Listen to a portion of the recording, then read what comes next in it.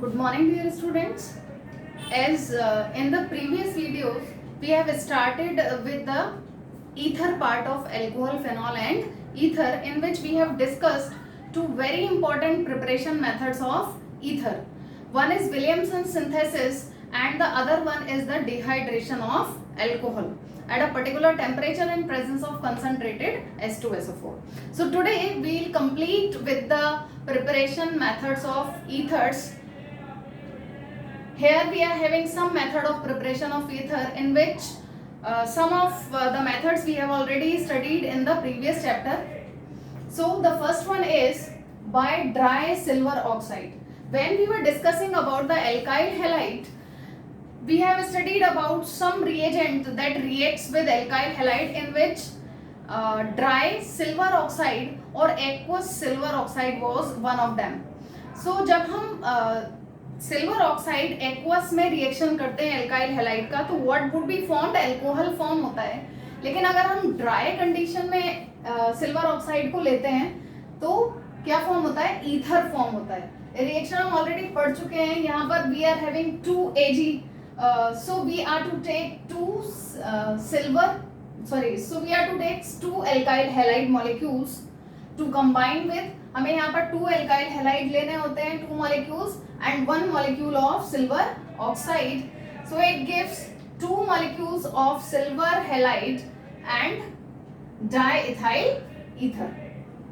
So the reaction would be like this. हमें Ag2O को किस फॉर्म में लिख लेना है, AgOAg, और Ag कंबाइन किसके साथ करेगा, halide part of alkyl halide to give 2 molecules of AgBr and 1 molecule of ether. ठीक है. तो यहाँ क्योंकि हमने C2H5Br लिया है, तो जो हमारा प्रोडक्ट होगा वो क्या होगा, C2H5O. C2H5 means diethyl ether और इथॉक्सी इथेन. ठीक है. अकॉर्डिंगली हम यहाँ प्रोडक्ट ले लेंगे. The next one is the addition of alcohol to alkene. ठीक है. ये भी किसकी तरह है, just similar to the hydration of alkene. Hydration of alkene में हमने क्या पढ़ा था कि अगर सिमेट्रिकल एल्कीन होती है then there is no issue. आप किसी के पास भी इलेक्ट्रोपॉजिटिव पार्ट और किसी के पास भी इलेक्ट्रोनेगेटिव पार्ट कार्बन के पास, किसी भी कार्बन के पास भेज सकते हैं. But when we are having unsymmetrical alkene, जब हमारे पास अनसिमेट्रिकल एल्कीन होता है तो हम किस रूल को फॉलो करते हैं, Markovnikov rule. That we are to remember. Markovnikov rule को फॉलो करते हैं. So the reaction would take place when we are taking the unsymmetrical alkene as propene to ethyl alcohol. तो उसी तरीके से रिएक्शन होगी जैसे वाटर के साथ रिएक्शन होती थी. H was the electropositive part, है ना, and OH was the electronegative part, और electronegative part उस कार्बन पर जाता था जिस कार्बन पर नंबर ऑफ हाइड्रोजन एटम कम है. मीन्स और यू में से जो सब्स्टिट्यूटेड है पार्ट, जो कार्बन ज्यादा सब्स्टिट्यूटेड है उसके पास हम भेज देते थे. It was according to the Markovnikov rule. So in the similar manner यहाँ पर क्या हम देख रहे हैं कि इसका इलेक्ट्रोपॉजिटिव पार्ट है H और इलेक्ट्रोनेगेटिव पार्ट क्या है, OC2H5. अगर हम इथाइल अल्कोहल ले रहे हैं तो OC2H5 is a negative part. अब now we are to follow Markovnikov rule. So here we are having propene. Propene में जब बॉन्ड टूटेगा तो एक यानी H को आपको एक कार्बन के पास और OC2H5 को दूसरे कार्बन के पास जो है वो जोड़ देना है. But you are to follow Markovnikov rule, और मार्कोनिकॉफ रूल के अकॉर्डिंग इलेक्ट्रोनेगेटिव पार्ट किस कार्बन पर शिफ्ट होता है, जिस पर नंबर ऑफ हाइड्रोजन एटम कम हो.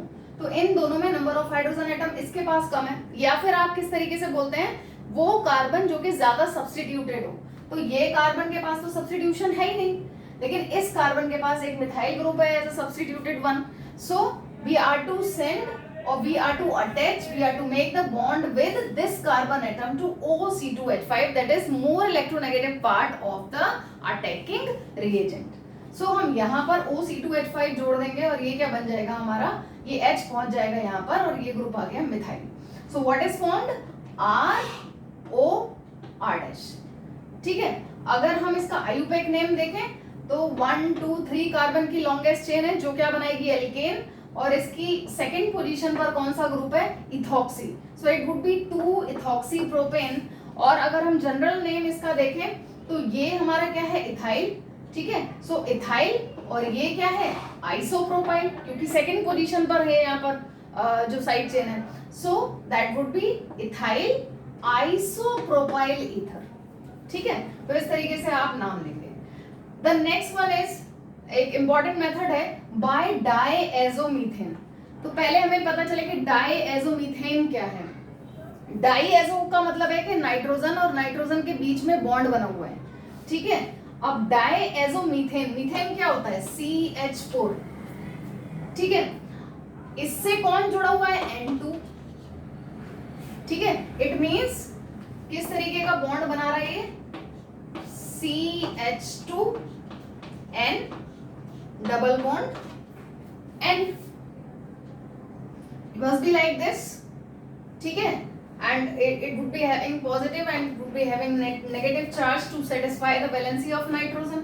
तो इस तरीके से हमारे पास CH2N2 क्या है, डायएजोमीथेन।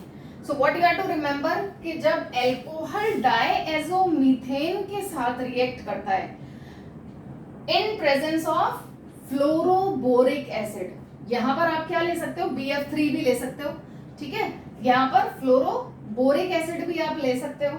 ठीक, तो जब इसकी प्रेजेंस में रिएक्शन होती है तो क्या हो जाता है, मिथाइलेशन ऑफ एल्कोहल।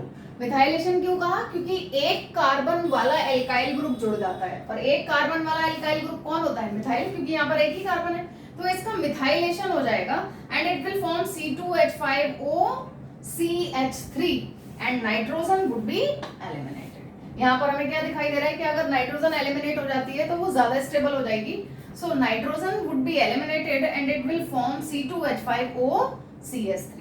सो जो भी आपने अल्कोहल लेना है उसका क्या हो जाता है, मिथाइलेशन हो जाता है।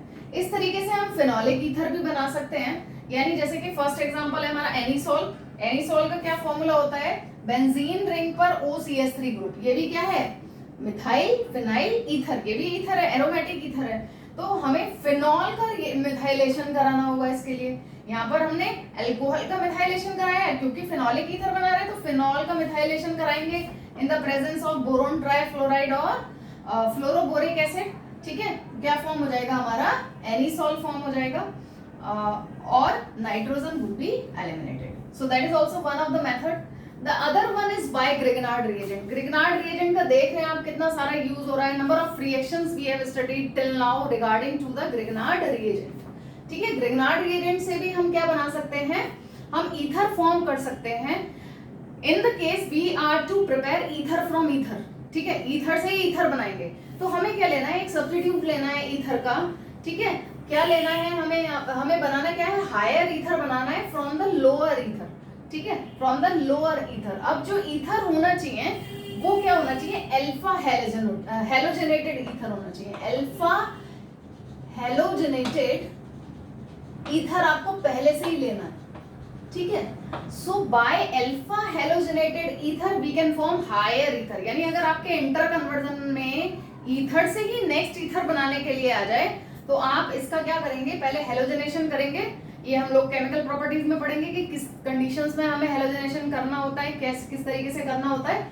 ठीक है, तो हमें अल्फा हैलोजेनेटेड ईथर लेना होता है और उससे हम हायर ईथर बना सकते हैं by combining it with Grignard reagent. Basically Grignard reagent का काम क्या है, हमारी कार्बन चेन को इंक्रीज करता है ना, सारे केसेस में हम बेसिकली देखते हैं। So what is alpha halogenated ether. ठीक है, आपने ईथर ले लिया, अब उसकी अल्फा हाइड्रोजन को आप रिप्लेस कर दें हैलोजन से, जैसे कि यहां पर किया गया है। अल्फा फिर से मैं याद दिला दूं, अल्फा कार्बन कौन होता है, अल्फा कार्बन जो ग्रुप से जुड़ा हुआ होता है, यानी ग्रुप क्या है हमारा यहाँ पर, वो ग्रुप से जुड़ा हुआ कार्बन अल्फा कार्बन और उस पर जो हैलोजन आएगी वो अल्फा हैलोजन। तो ये क्या हो गया, अल्फा हैलोजेनेटेड ईथर फॉर्म हो गया। इसका रिएक्शन जब आप ग्रिग्नार्ड रिएजेंट से कराएंगे, ग्रिग्नार्ड रिएजेंट मानी RMgX। अब R में अगर मान लीजिए मुझे एक कार्बन को इंक्रीज करना है तो R में मिथाइल ले लूंगी, अगर मुझे दो कार्बन इंक्रीज करने हैं तो मुझे क्या लेना पड़ेगा, यहाँ पर इथाइल लेना पड़ेगा। So I have taken methyl magnesium halide here. ठीक है, तो जब ये रिएक्ट करेगा C here, we know it is electropositive in nature while this is formed carbanion. ठीक है, ये इलेक्ट्रोनेगेटिव होता है, हमने रिएक्शंस को पढ़ रखा है। And here we are having electronegative part and this would be electropositive part. तो सिंपल है, आपको पॉजिटिव से नेगेटिव और नेगेटिव से पॉजिटिव को जोड़ देना है। यानी ये हमारा इलेक्ट्रोपॉजिटिव है, इसके साथ कौन कंबाइन करेगा, इलेक्ट्रोनेगेटिव पार्ट, ठीक है, यानी एल्काइल पार्ट। और ये क्या है हमारा इलेक्ट्रोनेगेटिव, ये किसके साथ कंबाइन करेगा, इलेक्ट्रोपॉजिटिव के साथ। तो ये Cl कहाँ चला जाएगा, यहाँ पर चला जाएगा। सिंपल मैकेनिज्म होती है ग्रिग्नार्ड रिएजेंट से रिएक्शन के लिए, कुछ नहीं होता।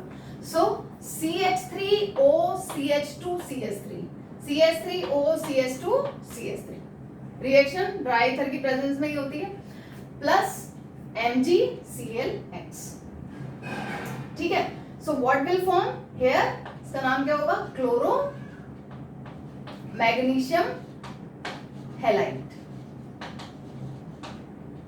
ओके,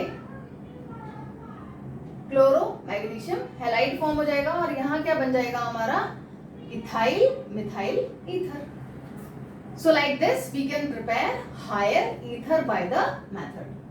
लास्ट आता है हमारा कैटालिटिक डिहाइड्रेशन। ऑलरेडी हम जानते हैं डिहाइड्रेशन हमने किया था एल्कोहल का, तब हमने कंसंट्रेटेड H2SO4 से किया था, मैकेनिज्म भी पढ़ा था। उसी तरीके से उसका सब्स्टिट्यूएंट मेथड क्या है कि एल्कोहल का डिहाइड्रेशन हम एल्यूमिना से भी कर सकते हैं इन प्रेजेंस ऑफ 523 केल्विन, क्योंकि एल्यूमिना भी क्या है, एक डिहाइड्रेटिंग एजेंट है। तो ये क्या करता है कि अल्कोहल में से ही वाटर को एलिमिनेट करता है। 2 molecules of alcohol we are to take and what will form, diethyl ether would be formed in the case. So like this the reaction, the preparation methods of ether are being completed. So here we are having 7 preparation methods। ये छोटे छोटे से preparation method हैं, आपको help करेंगे जब आप inter conversion करेंगे, ठीक है। And that 2 methods are very important with mechanism, आपको पता होने चाहिए, समझ में आने चाहिए। नंबर ऑफ क्वेश्चंस हम लोगों ने उस पर डिस्कस किए थे, कुछ मेन पॉइंट्स जिनको आपको ध्यान में रखना है, okay. So that is all about the preparation methods of ether. In the next video we will discuss about the physical properties and we will start with the chemical properties of ether. Thank you.